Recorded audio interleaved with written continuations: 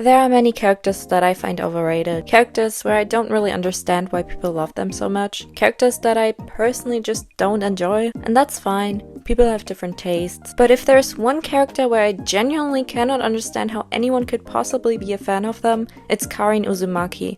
And before people immediately start typing essays in the comments, no, I'm not saying she's the worst person in Naruto. Obviously there are characters that have done way worse things. I'm talking about her as a character, as, you know, a piece of writing. Because every single time Karin appears on screen, I physically recoil. Like genuinely, my body has developed a natural defense mechanism whenever I see red hair and glasses in Shippuden. And the frustrating thing is that she should have been one of the most interesting characters in the entire series. Let's just start with the obvious. Karin is an Uzumaki, and that alone should make her automatically interesting. The Uzumaki clan is one of the most important clans in the entire story, despite barely being explored. They're Naruto's people, his family, his heritage, the clan that he never got to grow up with, and the clan that got wiped out before he even had the chance to know anything about them. So when another Uzumaki gets introduced and they meet and she's also his age, you'd think that would be a pretty big deal. You'd think we'd finally get to learn more about Naruto's clan. You'd think Naruto would be excited. You'd think there would be some emotional connection there. You'd think there would be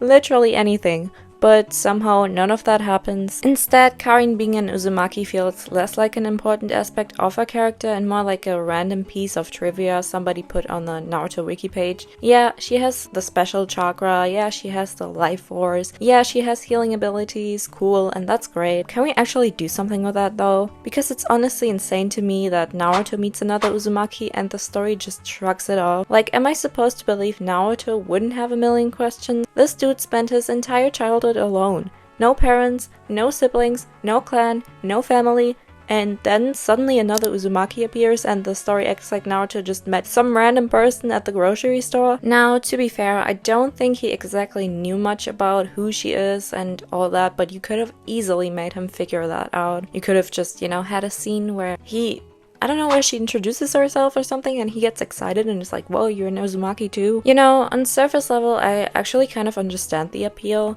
At first, she's confident, she's sarcastic, she's got a unique design, she kinda has those Bayonetta vibes, you know? She's connected to one of the most important clans in the entire series. There are so many interesting directions you could take her character. Then she opens her mouth, and suddenly every interesting thing about her gets shoved into a locker so the story can remind us that she wants Sasuke. A lot. Like, really a lot. Like, concerning amounts. Because the very first impression the story gives us isn't, oh wow, another Uzumaki, or oh wow, she has unique abilities, or oh wow, she seems important. No. The first thing the story wants me to know about Karin is that she is unbelievably down bad for Sasuke. And that's basically where her character stays for the rest of the series. Every conversation somehow circles back to Sasuke. Every scene somehow circles back to Sasuke. Every thought in her brain somehow circles back to Sasuke. Some of the biggest Karin fans are also Sakura haters, and somebody has to explain the math to me, because the things people criticize Sakura for are the things Karin does 10 times worse. People constantly say Sakura only loves Sasuke because he's attractive. Okay, then what exactly is Karin's reason? Because from what the story actually shows us, Karin is way more obsessed. I mean, I have a whole video on Sasusaku and its issues, but come on, at least Sakura knows the guy. They were on a team. Sakura's obsession can be annoying, but Karin's obsession is a completely different level of obsessed, okay? And unlike Sakura, whose feelings get explored throughout the story, Karin basically revolves around Sasuke from the beginning to the end. Take Sasuke away from Sakura and you still have stuff there. Her relationship with Naruto, her relationship with Tsunade, her growth as a ninja, her insecurities, her development. I mean, me personally, I actually love Sakura the most when Sasuke isn't involved. Take Sasuke away from Karin though, and what exactly remains? She's an Uzumaki, that's about it. The character basically evaporates. I know what people are going to say, but Sasuke saved her when she was younger. I know. The story reveals that later on though. And honestly, I understand what Kishimoto was trying to do here. He's trying to give her feelings some kind of foundation. The problem is it feels less like an explanation and more like a justification that got stapled onto the character halfway through. Because nothing about Karin's behavior actually feels like love. It feels like an obsession, like a sexual, unhealthy obsession. She's constantly sexualizing Sasuke, she's constantly invading his boundaries, she's constantly making him visibly uncomfortable.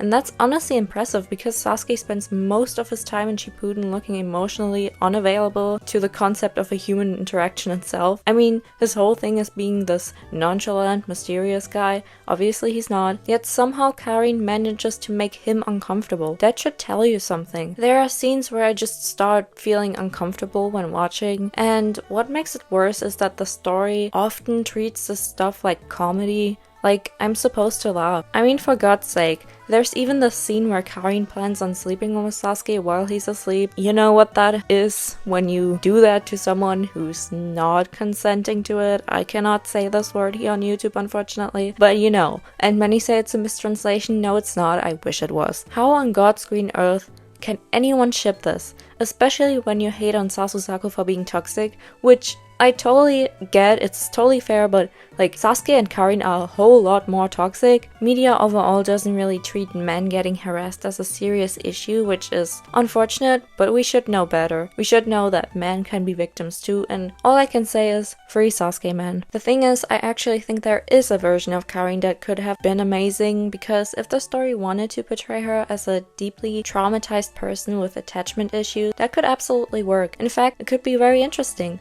A girl who suffered horrible trauma, a girl who desperately craves for affection, a girl who becomes emotionally attached to the first person who ever showed her kindness. That's not unrealistic. That's actually a really compelling foundation for a character. The problem is, Naruto never commits to that idea. Instead, her behavior gets turned into a punchline. The audience is supposed to laugh. The characters barely address it. The story rarely takes it seriously. Instead, her freakiness is always a comedic scene where she's just being an absolute weirdo over and over and over and over and over and over again! Imagine if every single Kakashi scene was just him reading Icha Icha. Imagine if Gaara never evolved past being creepy. Eventually, it gets old, and Karin never really moves beyond it. Personally, I would have shown her flashback with Sasuke immediately, not later. Immediately. Establish it from the beginning why she cares about him. Then make it obvious that Karin herself views that moment as something much more bigger than it actually was. Not because she's crazy, but because she's damaged. Because she's holding onto this one only positive memory she has. Make her backstory canon. Actually commit to it. Show her trauma, show moments where she quietly looks at her bite marks and reflects, show that there's genuine pain underneath the surface, and most importantly, stop treating her behavior like a joke. When somebody calls her weird behavior out, let her be confused, let her genuinely not understand what's wrong, let her have an unhealthy perception of relationships because of her past. That doesn't excuse her actions, but it explains them. And explanation is infinitely more interesting than hahaha Karin wants Sasuke again. And honestly, the more I think about it, the more I feel like Karin suffers from a bigger issue that affected a lot of characters around Sasuke. They stop feeling like characters, they start feeling more like Sasuke's accessories. Look at Team Taka. When they're introduced, they actually seem really interesting. Suigetsu wants the 7 ninja swords, Jugo has his connection to Kimimaro, and his struggle with his violent nature. Karin is an Uzumaki with unique abilities and an intriguing past. There's actually potential here. Then somehow everybody slowly starts revolving around Sasuke, especially Karin. At some point, her entire existence becomes dependent on whatever Sasuke is doing. It's like she's trapped by the story itself. Every road somehow leads back to him. Every conversation somehow leads back to him. Every character trait somehow leads back to him. Meanwhile, Suigetsu is over there trying his absolute best to remain his own person. What makes this so much more annoying is that after everything, she still can't let go. Like my dude, Sasuke is married and has a kid, and Karin still cannot move on, she still loves him. Bro, at some point I stop feeling bad for her because there comes a point where a character just starts feeling stuck. There is no growth, there is no evolution, no moving forward. She's still trapped in the same joke she was introduced with, if you can even call it a joke at this point. And look, before somebody says, but Naruto has lots of perverted characters, trust me, I know. And for many people's shock and disappointment, I hate Jiraiya. Sorry, I don't find peeping on women funny, I don't find harassment funny, a lot of those scenes make me uncomfortable, but the difference is that Jiraiya has more going on, way more. He's Naruto's mentor, he's one of the most important shinobi in the world, he's connected to the history of the series, he's tragic, he's wise, he's inspirational. Take away the perfect gag and there's still so much going on underneath. I mean, I still hate him, but you know, I have to be fair here. And then take away Karin's obsession with Sasuke and what's left? And Uzumaki, That's basically it. And that's the saddest part, because she had so much to offer and almost none was used. I don't understand how Karin has fans. I don't understand how people ship Sasuke with Karin. I don't understand what Kishimoto was thinking. And people excusing her creepy behavior because of her backstory, you guys are an insult to any victim of SA, because that representation is awful. Genuinely awful, and I don't think that Kishimoto intended for it to be some kind of representation, because I don't think he can think that far. Sorry, Kishimoto slander, my bad. It's clear that Naruto has an overall issue with female characters, and many of them are hated or disliked for their writing, and that is totally fair. But there are also many fans, which I also understand. People find Sakura relatable, people can see themselves in Hinata's shyness, but what on earth could you possibly see in Karin that makes you like her? I mean, me personally, I like something about her. Her design and her voice lines in Stoneforge. Sloppy. And that is it. She has nothing to offer. Anyway though, join my Discord, follow me on other social medias like Twitter and TikTok. And also, I got membership now, so if you want to support my channel, feel free to join. I appreciate it. And like and subscribe. I'll see you next time. So yeah, bye.